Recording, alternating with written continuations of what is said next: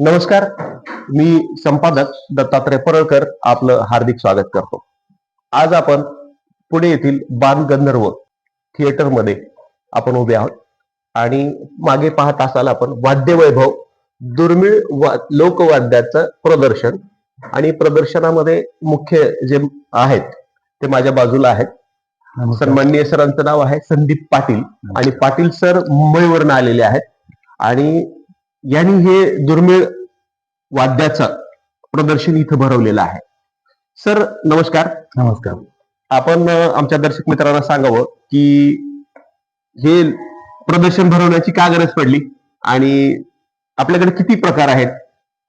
आपल्याकडे आता येथे देशभरातली विविध जवळजवळ 160 वाद्य आपण ठेवलेली आहेत आणि ह्या प्रदर्शनाचा उद्दिष्ट असं आहे की आज पहिलं महाराष्ट्रातलं लोककला संमेलन आज येथे संपन्न होत आहे. बरोबर आहे. तर लोककलांशी आणि लोकसंस्कृतीशी संबंधित जेवढी म्हणून वाद्य आपल्याला गोळा करता येतील, खरं तर याहीपेक्षा या वाद्यांची संख्या पूर्ण भारतभराची खूप मोठी आहे. जवळजवळ एक 1500 ते 1600च्या घरात त्यांची संख्या आहे.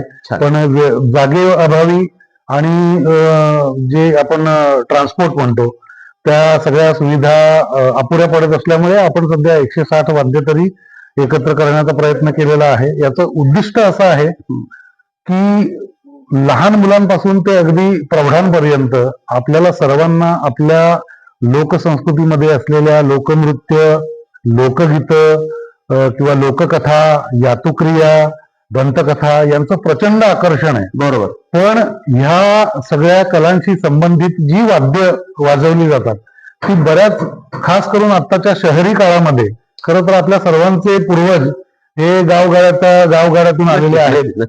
परंतु शहरी वातावरणामध्ये जेव्हा आपण राहायला म्हणजे जास्त चालू केलेला आहे तर त्या सर्व नागरिकांना ह्या गोष्टी बघायला मिळत नाही.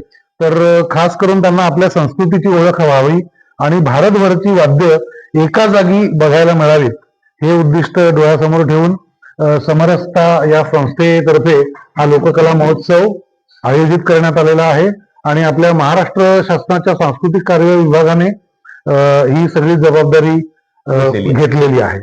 तर मला तुमच्या अभ्यासाबद्दल सांगा. हे जे आपण वाद्य संग्राहक, अभ्यासक व प्रदर्शक समन्वयक, तर हे तुमचं काय विशेषत्व आहे ते सांगा थोडं आमच्या दर्शक मित्रांना. बरोबर. मी विद्यार्थी अवस्थेत असताना मुंबई विद्यापीठाच्या युवा महोत्सवामध्ये अनेक वर्ष खास करून लोकनृत्यांसाठी मी पार्श्वगायन वगैरे केलेलं होतं.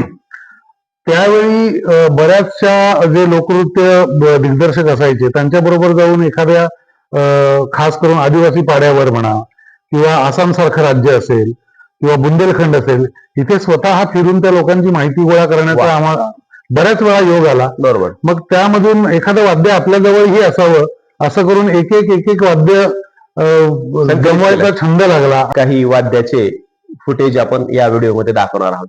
सर आपलं मनपूर्वक आभार. धन्यवाद. नमस्कार.